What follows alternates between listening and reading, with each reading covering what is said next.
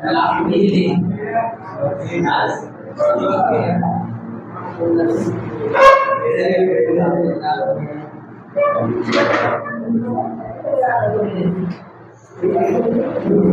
भैया, कल Ohm's law आपने पढ़ा था, आज आपका है डेरिवेशन ऑफ ओम्स लॉ।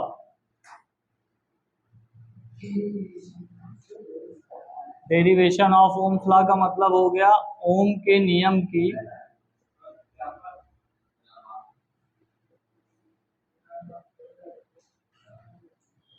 व्युत्पत्ति।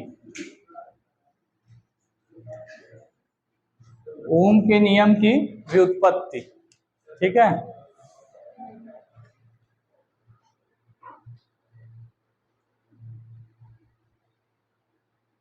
ओम के नियम की व्युत्पत्ति।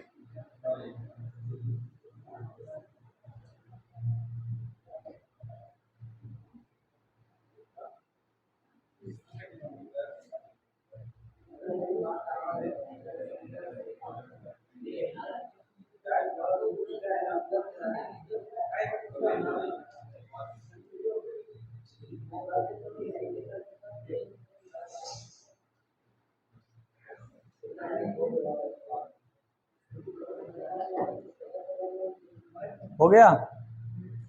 देखो,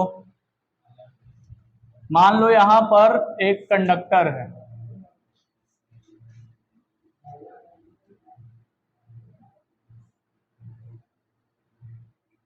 उसके बाद इसमें मैंने क्या किया, एक बैटरी कनेक्ट कर दी। बैटरी कनेक्ट करने के बाद यहां पर जो इलेक्ट्रॉन्स थे,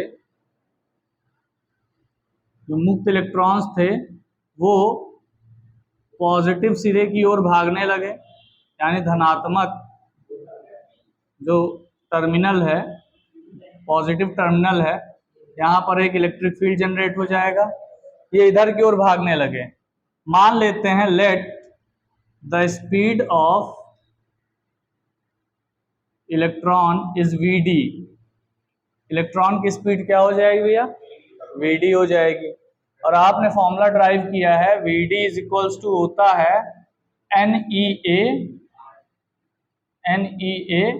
आई, ठीक है, नहीं sorry, I upon N E A, ये होता है ना, I is equals to N E A V D होता है, तो V D is equals to क्या हो जाएगा, आई अपॉन एन ई ए हो जाएगा। वी डी की जगह आप लिख सकते हैं E into tau upon M is equals to I upon N E A, लिखा जा सकता है।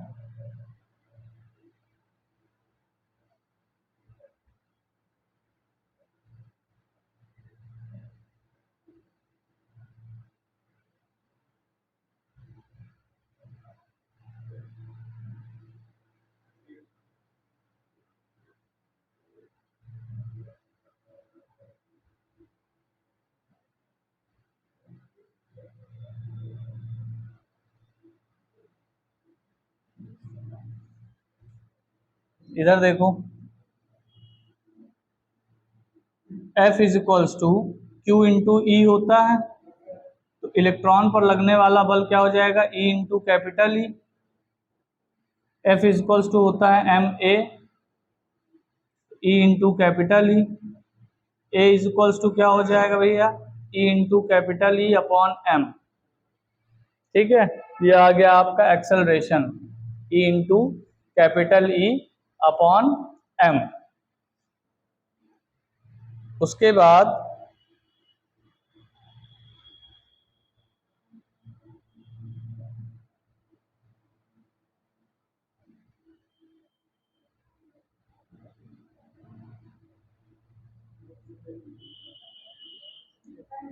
V D is equals to, यहाँ ये फॉर्मूला हटाइए, v D is equals to, आपने एक फॉर्मूला ड्राइव किया था अल्फा इंटू टाउ, जहां अल्फा क्या था, एक्सेलरेशन, तो एक्सेलरेशन की वैल्यू हमको यहां से मिल गई ई अपॉन एम, तो ये रख लेंगे E into capital E upon M tau I upon N E A. E की जगह आप लिख सकते हैं E upon M tau, E की जगह आप रख सकते हैं वी अपॉन एल। उसके बाद आपका आ जाएगा v इज इक्वल्स टू, सबको उधर लेके चले जाएंगे तो हो जाएगा ई नीचे आ जाएगा, m ऊपर चला जाएगा, l ऊपर चला जाएगा, टाउ नीचे आ जाएगा, तो हो जाएगा M L upon e into tau. तो ई से ई मल्टीप्लाई होगा, ई स्क्वायर हो जाएगा, तो n E square A tau into I.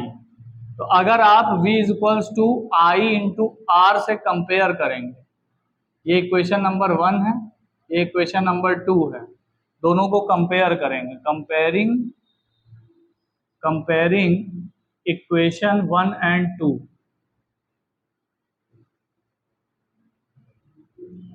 Equation 1 and 2, then आपको R बराबर क्या मिल जाएगा, M L upon N E square ए टाउ। यही आपका रेजिस्टेंस की वैल्यू हो जाएगी, ठीक है। और ये आपका ओम्स लॉ होगा, किसके फॉर्म में, कंडक्टर के अंदर जो इलेक्ट्रॉन डेंसिटी होता है, एरिया, रिलैक्सेशन टाइम, मास, लेंथ, इन सब के फॉर्म में।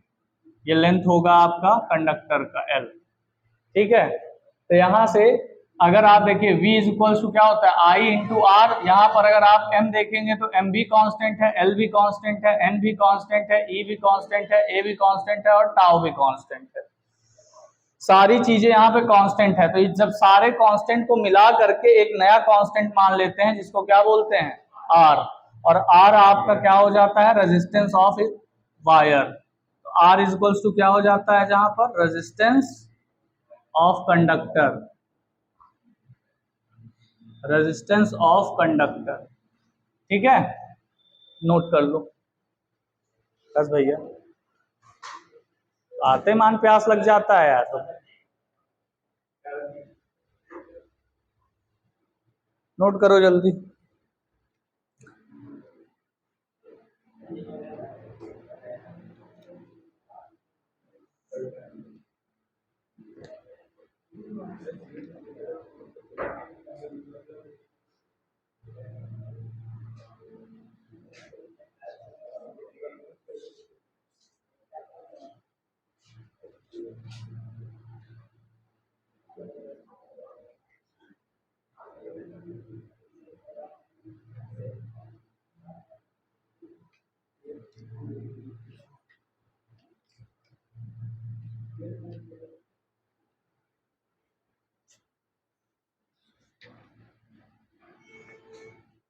आज इस चैप्टर का इम्पोर्टेंट सारा खत्म हो जाएगा, फिर जो बचेगा वो 10th वाला बचेगा। हाँ नहीं नहीं, एक मैं लूंगा, एक इंग्लिश चलेगी, मैथ आज कैंसिल कर दिया गया।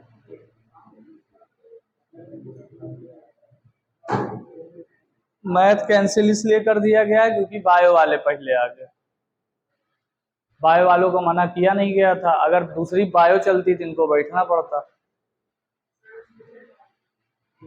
बायो टीचरवा कहाँ है,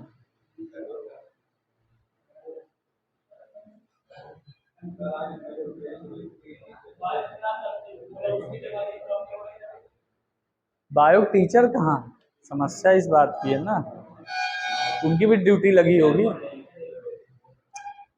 अरे बायो वाले सर की भी तो ड्यूटी लगी है।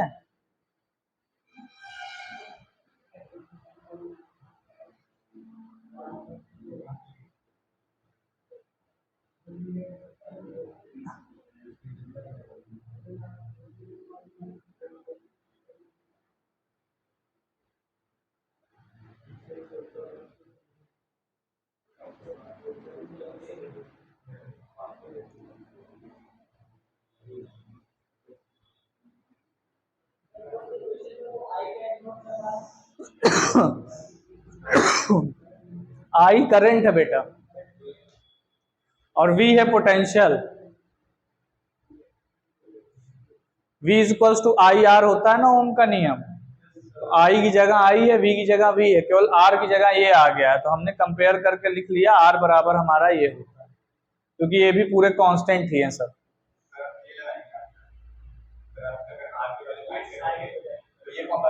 हाँ, और जैसा क्वेश्चन में दिया रहेगा, जैसे मान लो तुमको इलेक्ट्रॉन डेंसिटी दी रहेगी, एरिया दिया रहेगा, लेंथ दिया रहेगा कंडक्टर का, रिलैक्सेशन टाइम दिया रहेगा, तब आप इस फॉर्मूले को लगाएंगे आर निकालने के लिए। और अगर आपको पोटेंशियल और करंट दिया रहेगा तो ये वाला फॉर्मूला लगाएंगे। ठीक है, तो जैसा आपको क्वेश्चन में गिवन रहेगा वैसा फॉर्मूला आप अप्लाई करेंगे। हालांकि इस चैप्टर से आपको एक ये डेरिवेशन, एक ड्रिफ्ट वेलोसिटी और करंट में जो था relation I is equal to NEAVD, ये दो डेरिवेशन आप केवल तैयार कर लीजिए बस, बाकी आपको कुछ खास पढ़ने की जरूरत नहीं है। मोबिलिटी का डेफिनेशन और न्यूमेरिकल का प्रैक्टिस कर लीजिए 2-4 ठो बस, इससे ज्यादा इस चैप्टर से कुछ आता नहीं। हाँ, मोबिलिटी का डेफिनेशन, कंडक्टिविटी की डेफिनेशन, उसके बाद ये वाला डेरिवेशन ओम्स लॉ का, और एक ड्रिफ्ट वेलोसिटी और करंट में रिलेशन बताया था I is equal to NEAVD, वो वाला डेरिवेशन। यही 4 टॉपिक आपको तैयार करना है बस, और न्यूमेरिकल इनके बेसिस पे।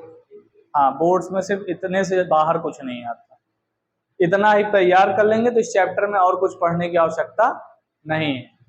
लास्ट में हम आपको एक टॉपिक की लिस्ट दे देंगे, क्या क्या टॉपिक बोर्ड में पढ़ के जाना है, वही पढ़ के जाइएगा, वहीं से क्वेश्चन आते हैं और कहीं से कुछ नहीं आएगा।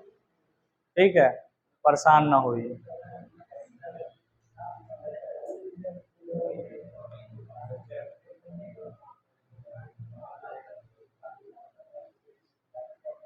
मिटा रहे भैया?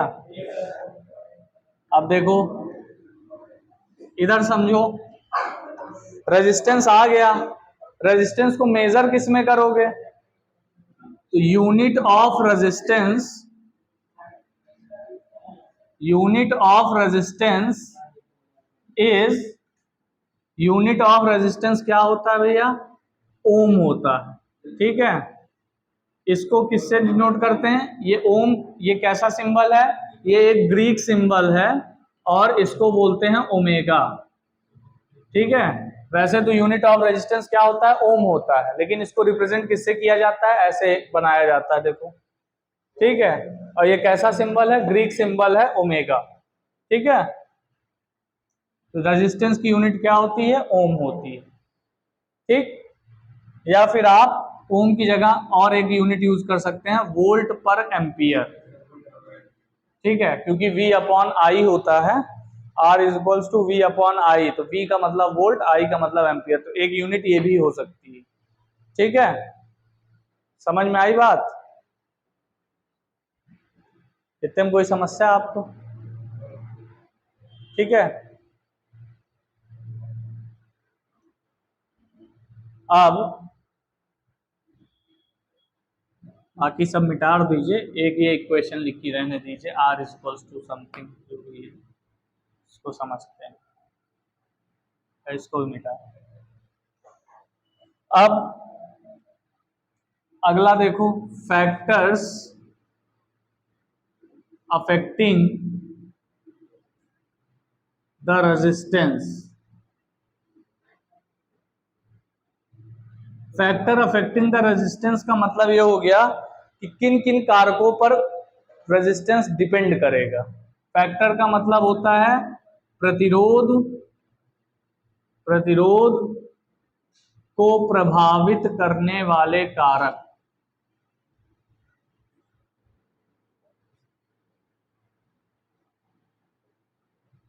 प्रतिरोध को प्रभावित करने वाले कारक का मतलब क्या हो गया? वो कारक, यानी वो कॉजेज जिसकी वजह से प्रतिरोध बदल सकता है। तो पहला कारक है क्या? Number 1, length, length of conductor,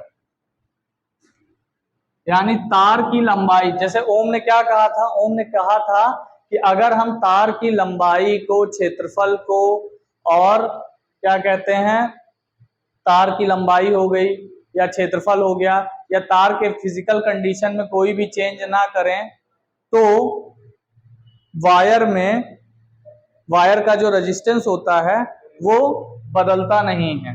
तो अब यहां पर क्या है? अगर मैंने लेंथ को बदल दिया, मतलब तार की लंबाई को चेंज कर दिया, तब क्या होगा, तब रेजिस्टेंस क्या हो जाएगा बेटा, बदल जाएगा, है ना।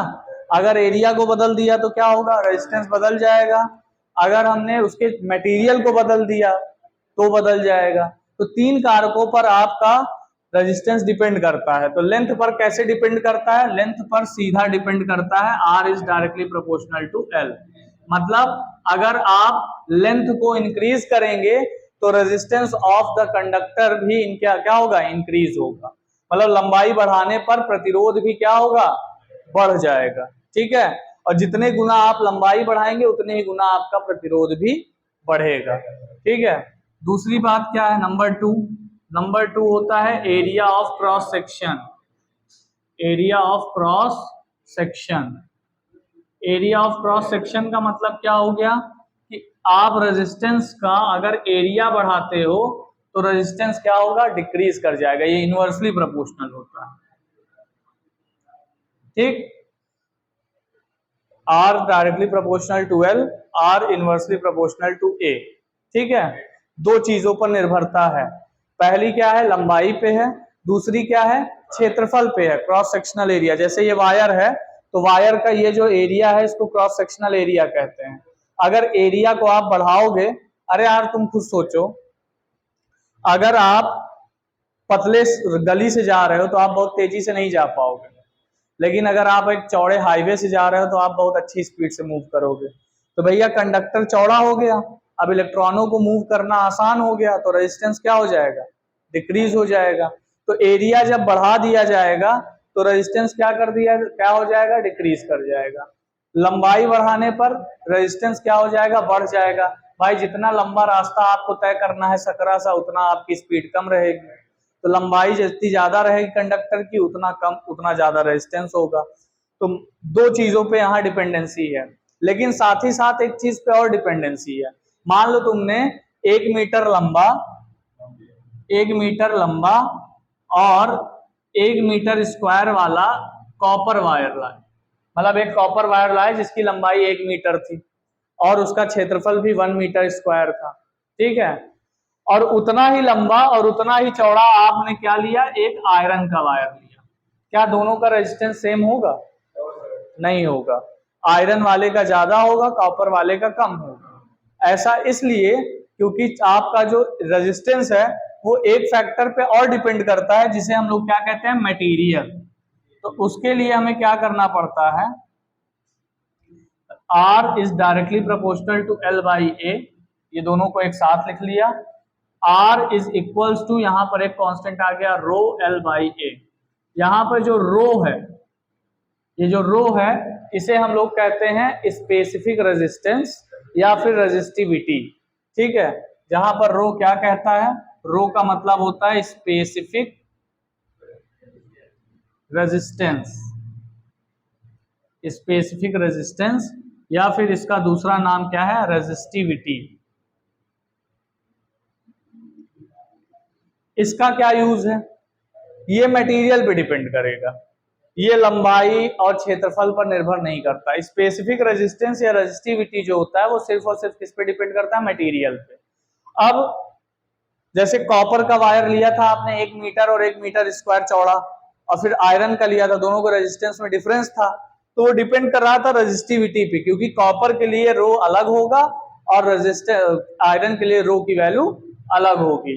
तो जब तीनों की वैल्यू आप रख देंगे तब आपका आर डिसाइड होगा कि आर होगा क्या। तो आर तीन चीजों पर निर्भर करता है। अब ये जो रो होता है, यानी जिसको स्पेसिफिक रेजिस्टेंस या रेजिस्टिविटी कहते हैं, ये सिर्फ और सिर्फ किस पे डिपेंड करता है, depend only on material, depend only on material. Material का मतलब ये हो गया कि तार की लंबाई चाहे 1 मीटर हो चाहे 10 मीटर हो, रो की वैल्यू बदलेगी नहीं जब तक आप मटेरियल नहीं बदलोगे। लेकिन रेजिस्टेंस आपका बदल जाएगा लंबाई बदलने पर। रेजिस्टेंस तीनों पर निर्भर करता है, लेकिन रो सिर्फ और सिर्फ किस पे डिपेंड करता है, मटेरियल पे डिपेंड करता है। इसकी वैल्यू तब तक नहीं बदलेगी जब तक आप मटेरियल को नहीं बदल दो, ठीक है। तो ये तीन चीजों पर आपका क्या करता है, रेजिस्टेंस डिपेंड करता है। क्लियर है, यह है ना फैक्टर्स अफेक्टिंग द रेजिस्टेंस। तीसरा होगा डिपेंड्स ऑन मटेरियल या मटेरियल, ठीक है। हाँ इसको लिखो, थर्ड वाला है आपका ये मटेरियल होगा और क्या।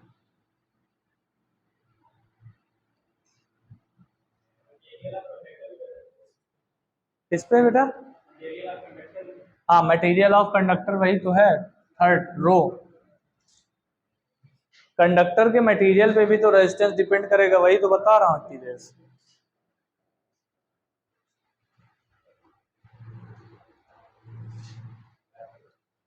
समझ में आई बात? अब एक क्वेश्चन देखिए, लिखा हुआ है if the length of conductor is doubled,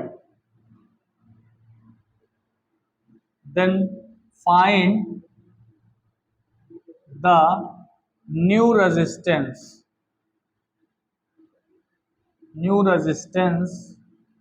of conductor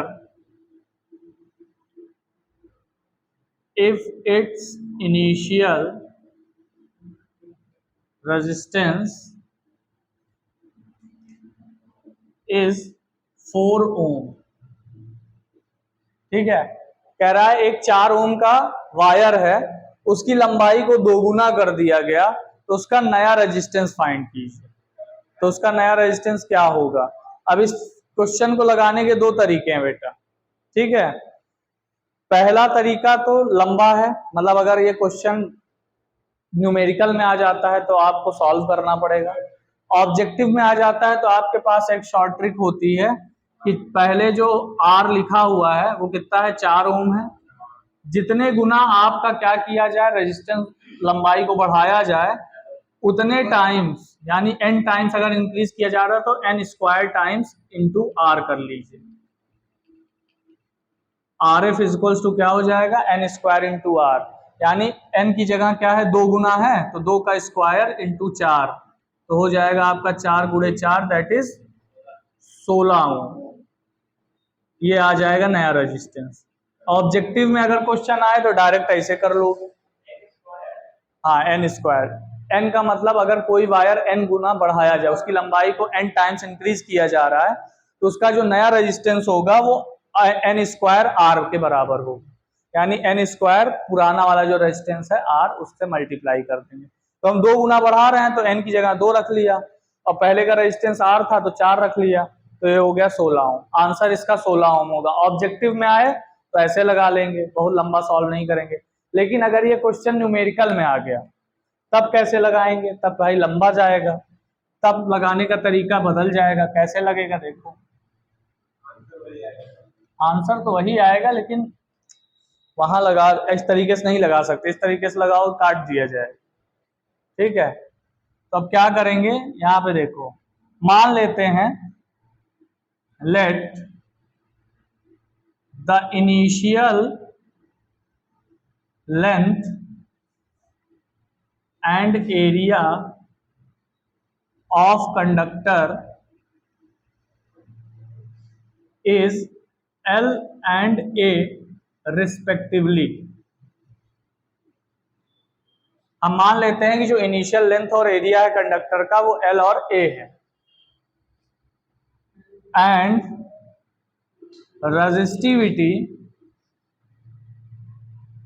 resistivity is rho. Resistivity क्या है भैया, रो है। तो आपका इनिशियल यानी r i is equals to हो जाएगा रो एल बाई ए। ये आपका एक इक्वेशन बन गया, इक्वेशन नंबर 1। उसके बाद अब हम क्या करते हैं, लेंथ को डबल कर देते हैं, तो जो आर एफ होगा हमारा वो हो जाएगा रो। मटेरियल तो बदल नहीं रहे हैं, मटेरियल वही है, सिर्फ तार को खींच के लंबा कर दिया गया 2 गुने लेंथ का, तो रो वही रहेगा क्योंकि ये मटेरियल पे डिपेंड करता है, तो ये बदलेगा नहीं। एल की जगह हम क्या लिख सकते हैं, 2L। और जब लंबाई किसी तार को खींच के लंबा करोगे तो उसका एरिया घट जाएगा, तो यहाँ पर एक नया एरिया आ जाएगा दैट इज A डैश, ठीक है। भाई किसी भी तार को अगर आप खींचेंगे, लंबाई बढ़ा रहे हैं, तो उसका एरिया तो कम हो जाएगा, तार पतला हो जाएगा। तो एरिया क्या हो गया, पहले ए था, बाद में ए डैश हो गया।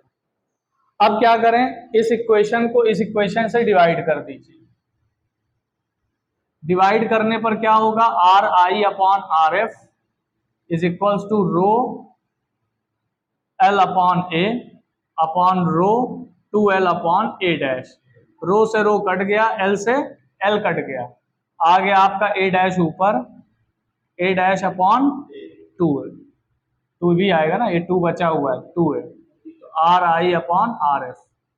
क्लियर है इतनी बात। इसको डाल दिया इक्वेशन नंबर 3। अब हमें ए डैश अपॉन ए की वैल्यू चाहिए बस। तो हमें इतना पता है कि अगर आप किसी भी तार को चाहे खींच लीजिए, चाहे दबा दीजिए, चाहे जो कर दीजिए, उसके जो मटेरियल का वॉल्यूम है वो नहीं बदलेगा, आयतन कभी नहीं बदलता। तो आयतन, पहले जो तार था उसका आयतन था L इंटू ए, बाद में जो तार हुआ उसका आयतन हो जाएगा 2l इंटू ए डैश, लंबाई गुणे क्षेत्रफल। तो आप यहां से L से L काट सकते हैं, और 1/2 इज इक्वल्स टू क्या हो जाएगा, ए डैश अपॉन ए। 2 को इधर कर दिया, ए को इधर कर दिया, हमें ये क्या मिल गया, सोल्यूशन मिल गया। ए डैश अपॉन ए की जब वैल्यू मिल गई, तो ए डैश अपॉन ए की वैल्यू मिल गई, तो यहाँ पर 1/2 पहले से था, ए डैश अपॉन ए की जगह फिर 1/2 आ गया। क्या आ गया, 1/4 are I upon R F, cross multiply कर देंगे, तो आर एफ बराबर क्या हो जाएगा बेटा, 4 इंटू आर आई, और आर आई की वैल्यू हमें कितनी पता है, 4, तो आ गया आपका 16।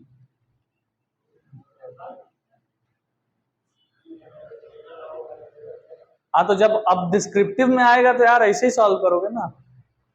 ये तो शॉर्टकट मैंने इसलिए बता दिया, कभी कभी ये क्वेश्चन ऑब्जेक्टिव में दे देते हैं 1 नंबर का, और उसमें सोल्यूशन थोड़ी चेक किया जाता ऑब्जेक्टिव में, उसमें तो टिक मारना है ना आपको, तो उसमें आप 2 लाइन में सॉल्व कर लेना।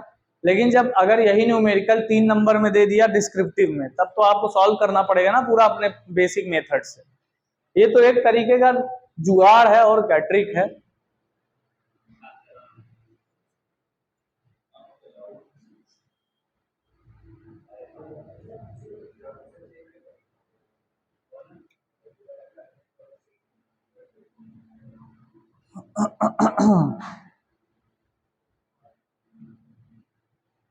अब अगले क्वेश्चन में आप एरिया को डबल कर दीजिए और लगाइए।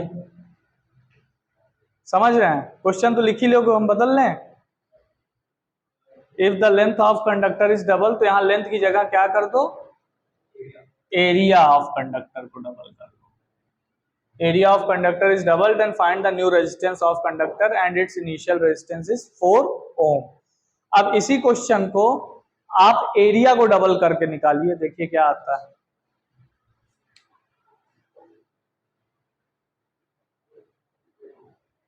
पहले इसको नोट कर लो, नोट करने के बाद आप क्या करो, फिर उसको निकाल लो, ठीक है, मतलब कि जो एरिया आएगा। समझ में आ रही बात, एरिया डबल करके सॉल्व कीजिए।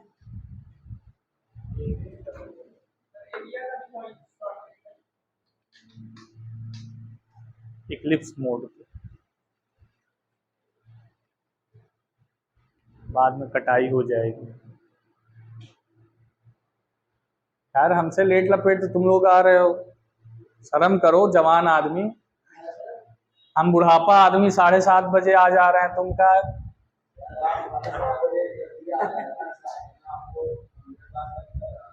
अच्छा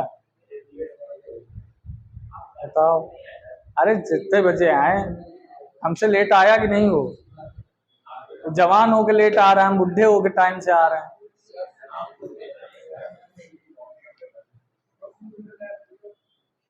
अरे तुम्हारी अपेक्षा तो बूढ़े ही हैं। ले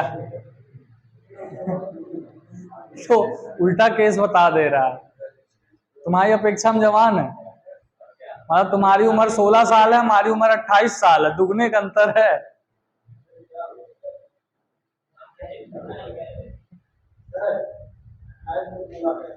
अरे नहीं यार, 25 के ऊपर आदमी बुढ़ा।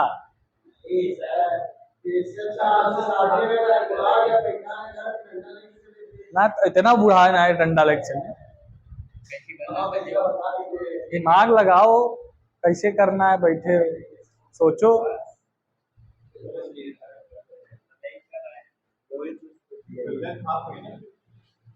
लेंथ हाफ नहीं होगी, लेंथ बदल के एल डैश हो जाएगी। एरिया डबल हो रहा है, नया एरिया 2A हो जाएगा।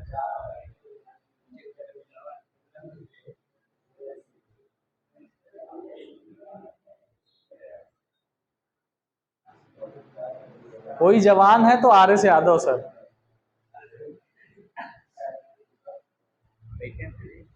बैठे होते हैं तो हम बोले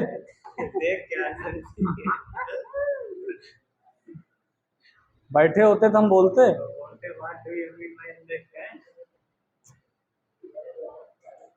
7 बजे फोन कर देते ना, आ रहे हैं। अरे हम पहले 100 बजे 15 मिनट और ओकरे बाद आई थी।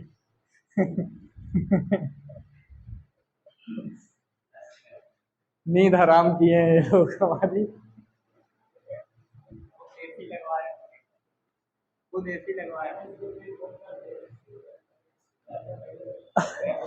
असल में पूरे जीवन काल में जब से मैंने 10th पास किया है, तब से मेरा सो के उठने का अलग टाइम टेबल 9 बजे है। पहली बार टाइम टेबल चेंज हुआ है भाई, समस्या होगा करेगी।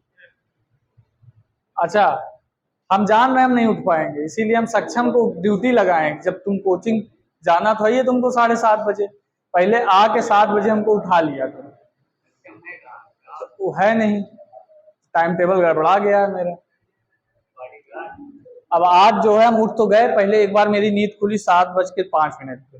हम क्या, अभी बहुत समय है, 10 मिनट और। फिर फोन ऐसे साइड में अलार्म बंद करके रख के सो, मतलब हम क्या 10 मिनट में उठ रहे हैं, पता नहीं कब भरे हम सो ही गए, पता ही नहीं चला।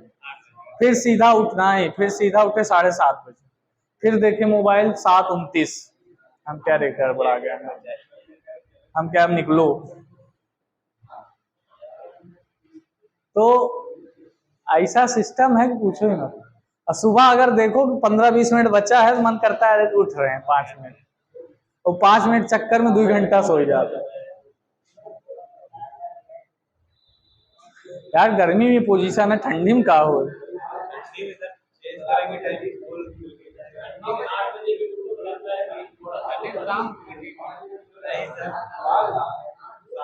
सोने का मजा ठंडिया में है।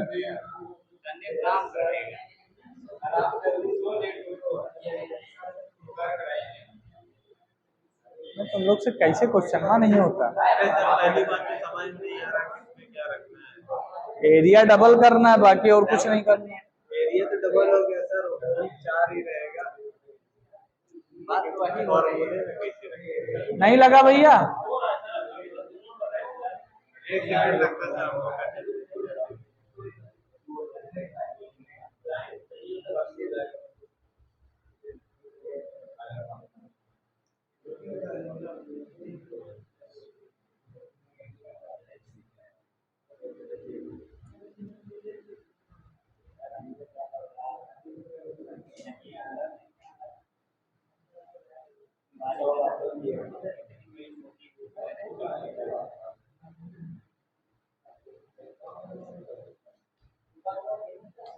तो इंडिया किताब निकाल लिया यार।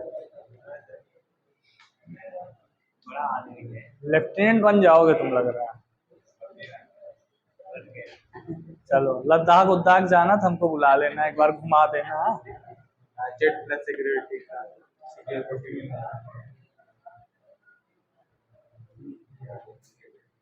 साहब, तुम ऐसी जगह घुमा दोगे जहाँ अलाउ नहीं रहेगा कॉमन आदमी।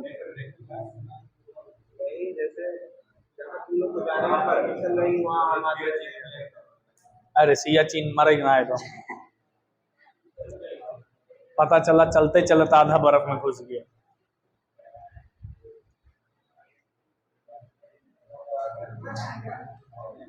हाँ 1 ओम आएगा, आ गया क्या, बहुत सही। देखो एक आदमी सफलता पा गया तुम्हारे क्लास में। 1 ओम ला दिया उसने, चाहे जैसे लाया हो खींच खाच के, लेकिन ला दिया।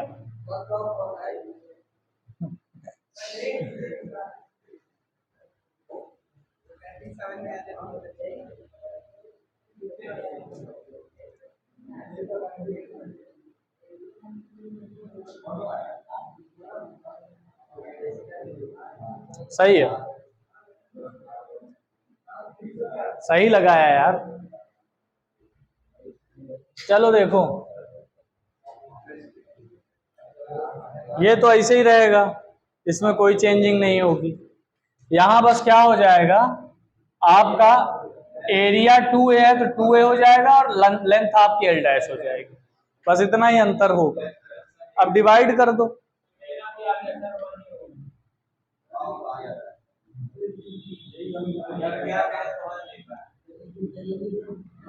अब क्या कर दो, RI upon RF is equals to RI upon RF is equals to rho L upon A upon rho L dash upon 2A। Rho से रो कट गया, A से A कट गया, हो गया आपका 2L अपॉन L डैश। ये आपका आ गया इक्वेशन, ठीक है। उसके बाद यहां पर फिर से आ जाइए आयतन वाले सिस्टम में, तो LA बराबर क्या हो जाएगा, L डैश 2A, A से A कट गया, तो L अपॉन L डैश बराबर क्या आ गया बेटा, 2। तो यहां पे लिख लिया आपने क्या, 2 into L upon L dash की जगह कितना आ जाएगा, 2। तो यहां पर हो गया RI upon RF is equal to 4। RI बराबर क्या है, 4 है, तो 4 बटे RF इज इक्वल टू 4, 4 से 4 कट गया, बचा क्या, RF इज इक्वल टू 1 ओम।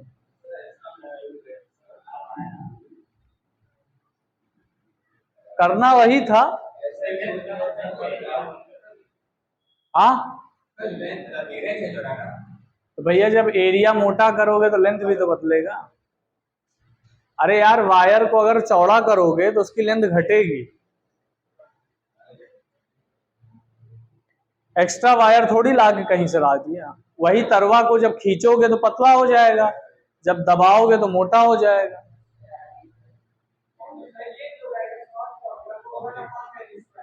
हाँ, तब जब एरिया वाला सिस्टम होगा, नहीं बस तुम ये समझो n स्क्वायर टाइम, अगर लेंथ बढ़ रहा है तो इंक्रीज करेगा, एरिया बढ़ रहा है तो डिक्रीज करेगा, बस काम खत्म। हाँ, 1 अपॉन n स्क्वायर हो जाएगा एरिया फॉर्म।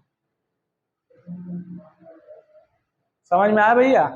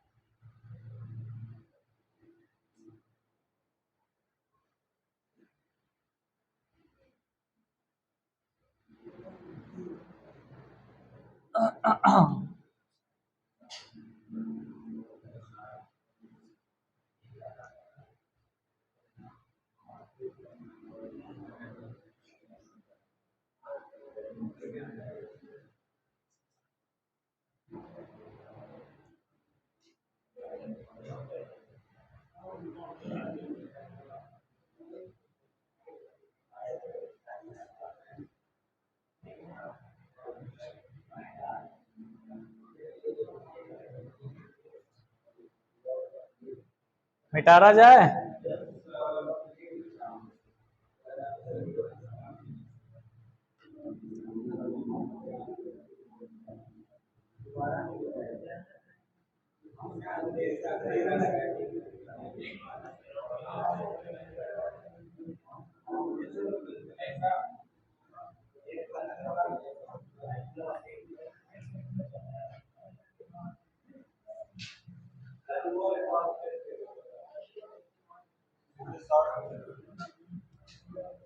शॉर्ट वाले में 1 upon n square into r कर दोगे।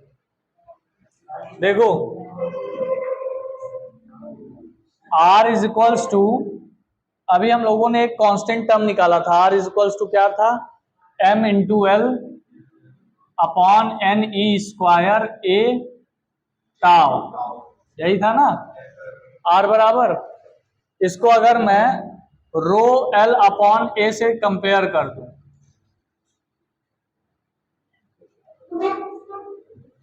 तो L की जगह L कट जाएगा, A से A कट जाएगा, तो रो बराबर क्या आ जाएगा बेटा, M upon N E square tau आएगा।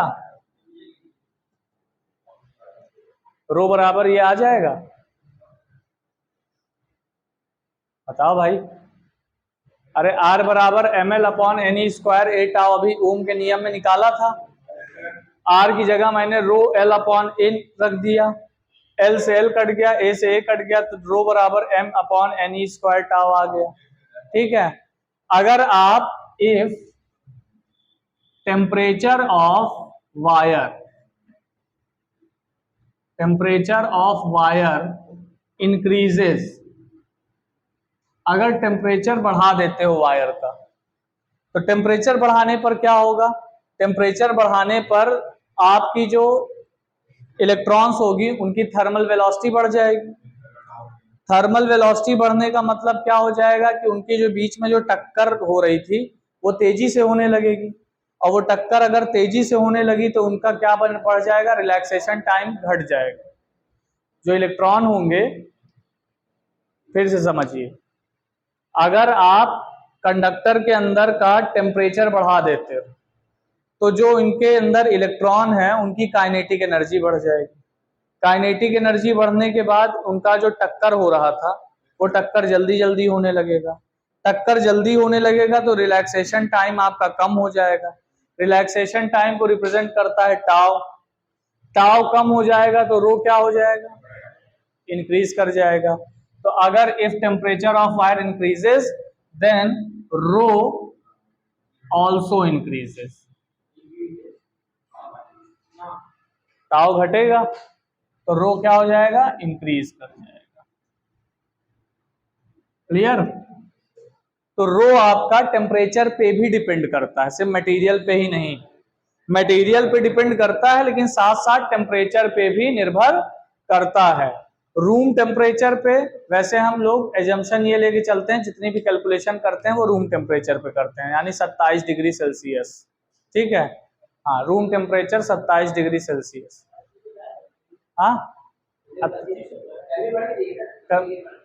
नहीं, गर्मी की बात नहीं, केमिस्ट्री में होता है ये सब, हमको उतना क्लियरली याद नहीं है, 25 होता होगा, भगवान जाने। हाँ ठीक है, तो स्टैंडर्ड टेम्परेचर 25 है, 25। तो जितनी भी कैलकुलेशन हम लोग करते हैं 25 पे करते हैं, लेकिन अगर इसका टेम्परेचर 40 डिग्री 50 डिग्री कर दिया जाए तो रो की वैल्यू भी क्या होगी, बदलेगी टेम्परेचर के साथ साथ। किसी चीज की नहीं, ऐसे जस्ट फॉर नॉलेज।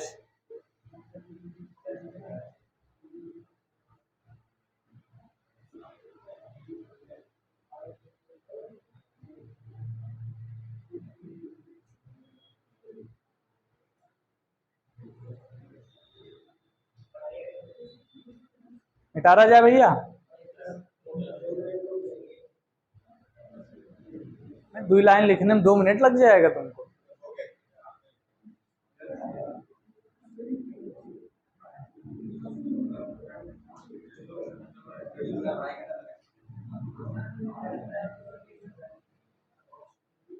चलो भैया आगे देखो।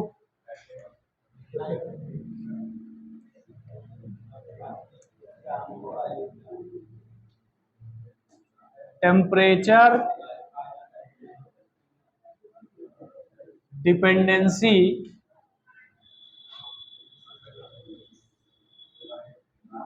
On resistance.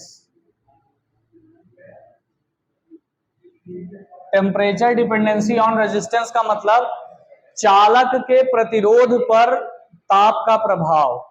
मतलब अगर कोई भी चालक है उसका जो प्रतिरोध है, रेजिस्टेंस है, उसके ऊपर टेम्परेचर का क्या डिपेंडेंसी होगा, ये समझिए। तो पहली बात देखो, आपके पास 4 प्रकार के मटेरियल होते हैं जो इलेक्ट्रिसिटी कंडक्ट करते हैं। पहला मटेरियल होता है कंडक्टर।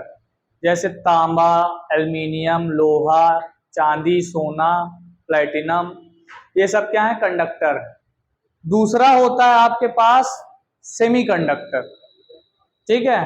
दूसरा क्या होता है, सेमीकंडक्टर। सेमीकंडक्टर में आता है सिलिकॉन, जर्मेनियम, टिन, ठीक है, ये सब है सेमीकंडक्टर। कार्बन, ये सब सेमीकंडक्टर है। सेम दूसरा मटेरियल है सेमीकंडक्टर जो इलेक्ट्रिसिटी को कंडक्ट कर सकता है। तीसरा होता है सुपर कंडक्टर, ठीक है। सुपर कंडक्टर जो है एक अलग से मटेरियल, कोई अलग से मटेरियल नहीं होता, उसमें कुछ चेंजिंग करके उसकी कंडक्टिविटी को इनफाइनाइट कर देते हैं और रेजिस्टेंस को जीरो कर देते हैं, तो उसे सुपर कंडक्टर कहते हैं। एटीएम मशीन, सर्वर्स, इन सब में सुपर कंडक्टर का यूज होता है वायर के फॉर्म में, ताकि हाँ जो सर्वर होता है, जैसे फेसबुक का सर्वर है, गूगल का सर्वर है, तो इतने लोग है क्या कर रहे हैं, यूज कर रहे हैं उसको, तो अगर ई वाला तार लगाया जाएगा तो सिग्नल नहीं भेज पाएगा, मतलब जो इंफॉर्मेशन है वो तेजी से मूव नहीं कर पाए क्योंकि इसमें रेजिस्टेंस होता है। तो उस वहां पे हम लोग जो वायर यूज करते हैं वो वायर सुपर कंडक्टर होता है, उसमें कुछ चेंजिंग कर देते हैं जिसकी वजह से उसका रेजिस्टेंस क्या हो जाता है, जीरो हो जाता है और इनफाइनाइट हो जाता है उसकी कंडक्टिविटी। तो हाँ, प्लेटिनम गोल्ड का होता है। तो ये क्या कहते हैं उसको, उसकी कंडक्टिविटी इतनी बढ़ा देता है कि तुम इधर बटन दबाए नहीं कि 2, 4, 5, 10 किलोमीटर दूर तुरंत इंफॉर्मेशन पहुंच जाती है फटाक से। तो मतलब सुपर कंडक्टर का यूज एटीएम मशीन में किया जाता है। जैसे आप कार्ड लगाते हो तुरंत आपका बैंक अकाउंट फेच हो जाता है, भाई आपके अकाउंट में इतना रुपया है, इतना पैसा निकाल रहे हो, ये है वो है। उसमें अगर ये वाला नॉर्मल वायर यूज करोगे कॉपर का, तो एटीएम मशीन में कार्ड लगाने के बाद एक आध नींद मारने के बाद तब तक खुल जाएगा, कोई दिक्कत नहीं। ठीक है, ठीक है। तो सुपर कंडक्टर। तीसरा होता है, चौथा होता है इलेक्ट्रोलाइट। सोल्यूशन पढ़ा होगा, सोल्यूशन में जब आप कोई इलेक्ट्रोवैलेंट कंपाउंड घोल देते हो तो आयंस के फॉर्म में ब्रेक हो जाता है, पॉजिटिव और निगेटिव आयन। तो पॉजिटिव और निगेटिव आयन की वजह से उसमें क्या होने लगता है, इलेक्ट्रिसिटी कंडक्ट होने लगती है। तो 4 मटेरियल होते हैं जो इलेक्ट्रिसिटी को कंडक्ट कर सकते हैं। चारों का टेम्परेचर अगर बढ़ाया जाए तो रेजिस्टेंस के ऊपर क्या प्रभाव पड़ेगा वो हमें देखना है। तो देखिए, पहला चीज समझ लीजिए, नंबर 1 कंडक्टर। कंडक्टर में जो रेजिस्टेंस होगा वो टेम्परेचर के डायरेक्टली प्रोपोर्शनल होगा, यानी टेम्परेचर बढ़ाने पर रेजिस्टेंस भी क्या होगा, बढ़ जाएगा। और ये निकाला जाता है RT is equals to R0 1 plus alpha t, इस फॉर्मूले से, जहां क्या है R0 जो है वो रेजिस्टेंस है कंडक्टर का at 0 degree centigrade, resistance of conductor at 0 degree centigrade. 0 degree centigrade पर रेजिस्टेंस क्या है, R0। उसके बाद अल्फा यहां पर क्या है, एक कांस्टेंट है। टी क्या है, आपका टेम्परेचर है। और RT क्या है, RT है रेजिस्टेंस, RT है आपका resistance of conductor eight T degree centigrade. तो RT फाइंड करना है तो आप इस फॉर्मूले का यूज करके क्या निकाल सकते हो कि एक पर्टिकुलर टेम्परेचर पर रेजिस्टेंस क्या होगा, ठीक है। अल्फा एक टाइप का कांस्टेंट होता है। अल्फा अगर आपको निकालना है तो अल्फा इज इक्वल्स टू होता है RT minus R0 upon R0 into T, ठीक है। ये अल्फा की वैल्यू निकाल दे। रुको यार, इसको थोड़ा क्लियर कर ले फॉर्मूला, ये वाला कंफ्यूजन है थोड़ा। सेंटीग्रेड, सेंटीग्रेड,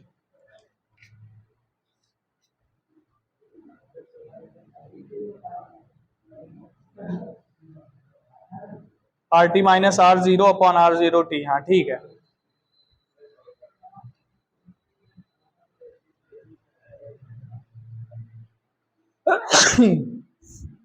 ठीक है, अल्फा को क्या बोलते हैं, कांस्टेंट होता है और इसको बोला जाता है टेम्परेचर कोफिशिएंट। उसकी वैल्यू का ही तो फॉर्मूला दिया है भाई, उसकी वैल्यू फिक्स थोड़ी होती। अलग अलग मटेरियल पे अलग अलग होगी ना। तो कंडक्टर में कुछ इस तरीके का काम होगा। अगर ग्राफ बनाया जाए तो रेजिस्टेंस ये होगा, टेम्परेचर ये होगा, दोनों के बीच एक लीनियर ग्राफ ऐसा बनेगा फॉर किसके लिए, कंडक्टर के लिए। ठीक है, कंडक्टर में टेम्परेचर बढ़ाओगे तो रेजिस्टेंस क्या होगा, बढ़ेगा। अब कंडक्टर मतलब जितने भी मेटल्स हैं जैसे लोहा, सोना, चांदी, कॉपर, एल्युमिनियम, ये जितने भी मेटल्स हैं उनका टेम्परेचर बढ़ाने पर रेजिस्टेंस बढ़ जाता है। गर्मियों में आपके वायर का रेजिस्टेंस बढ़ जाता है, ठीक है, इसीलिए आपका जो ट्रांसफार्मर का अगल बगल तार और होता है लाल हो जाता है, वो गर्मी की वजह से होता है। टेम्परेचर ज्यादा है, रेजिस्टेंस बढ़ गया, रेजिस्टेंस वायर के बढ़ गए, रेजिस्टेंस बढ़ने के बाद क्या हो जाएगा, वायर आपका रेड कलर का हो जाएगा। और वहीं पे टेम्परेचर अब रेड हो गया तो हीट एनर्जी निकलने लगी, हीट ज्यादा निकलने लगी तो वहीं से गल के टूट जाता है तार, इसीलिए गर्मियों के टाइम पर ट्रिप ज्यादा होती है बिजली। ठीक है, तो टेम्परेचर बढ़ाने से रेजिस्टेंस बढ़ जाता है।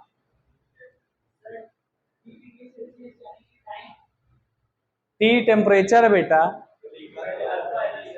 लिखा है ना, टी इक्वल टेम्परेचर। आरटी का मतलब होता है resistance of conductor at T degree Celsius. मतलब मान लो तुमको 40 डिग्री सेंटीग्रेड पर रेजिस्टेंस चाहिए तो टी डिग्री सेंटीग्रेड पर क्या रेजिस्टेंस होगा, वो आरटी डिनोट कर रहा है, और 0 डिग्री पर आर जीरो कर रहा है। हाँ, r o into t, into हटा लो अगर कंफ्यूजन हो रहा है, तो R0 इंटू R0 टी कर लो।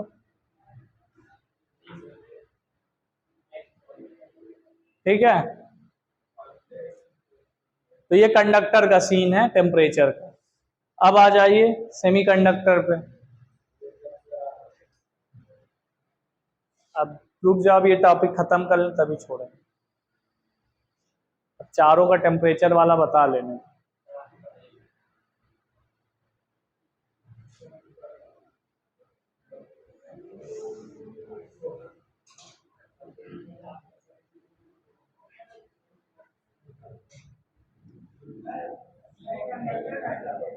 हाँ, ये कंडक्टर के लिए ग्राफ है।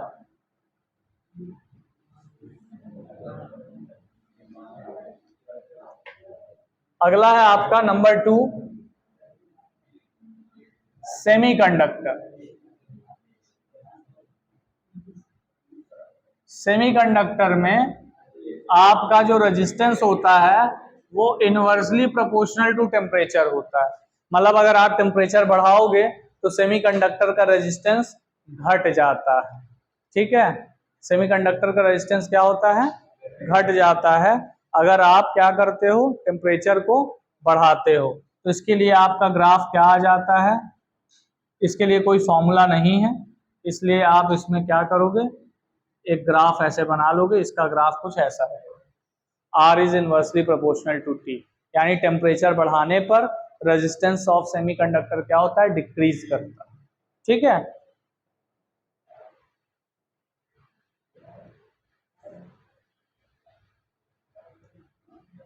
तीसरा इधर लिखते हैं,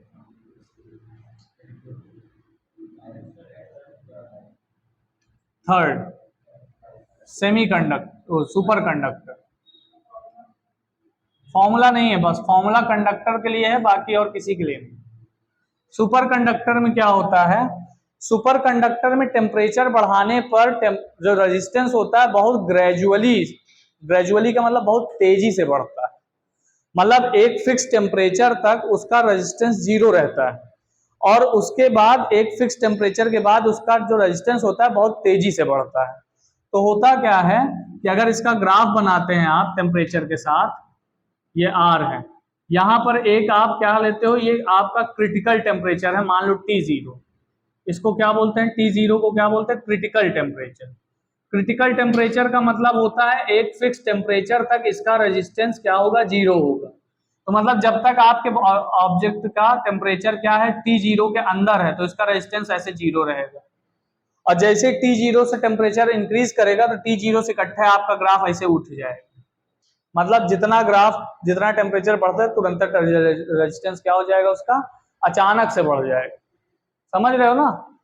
T0 तक रेजिस्टेंस 0 होगा और T0 पे पहुंचते ही उसका रेजिस्टेंस अचानक से इंक्रीज कर जाएगा सुपर कंडक्टर का। ठीक है, समझ में आई बात? तो यहां पर कुछ इस टाइप का ग्राफ आ जाएगा सुपर कंडक्टर के लिए।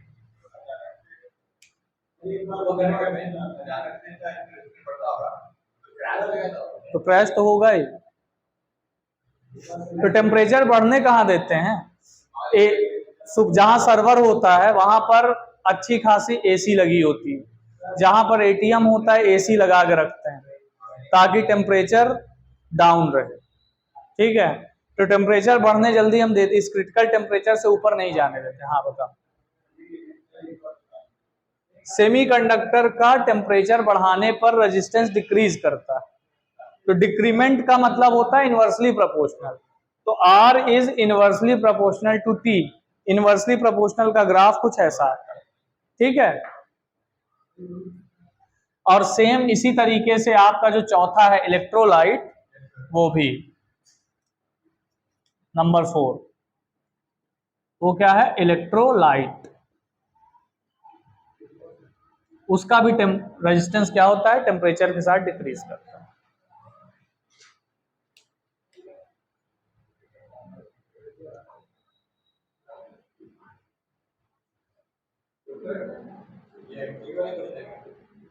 नहीं, ऐसे ग्राफ वगैरह दे दिया है, रिलेशन दे दिया है कि भाई पूछ लिया जाए अगर सुपर कंडक्टर का टेम्परेचर डिपेंडेंसी कैसी होती है। हालांकि ये सब पूछा नहीं गया है कभी, सुपर कंडक्टर, इलेक्ट्रोलाइट, सेमीकंडक्टर। अगर पूछने का मन भी है तो जो पहला फॉर्मूला आपको मिला था ना RT equals to R01 plus alpha T, उसके ऊपर न्यूमेरिकल आया है। ठीक है, उसके ऊपर न्यूमेरिकल आया है बोर्ड में, टॉपिक कभी नहीं पूछा गया है। ठीक है, इसको नोट कर लो, यहीं पे रहने देते हैं, फिर आगे पढ़ाएंगे। 9 बज गया, इसको बंद। हाँ, इलेक्ट्रोलाइट।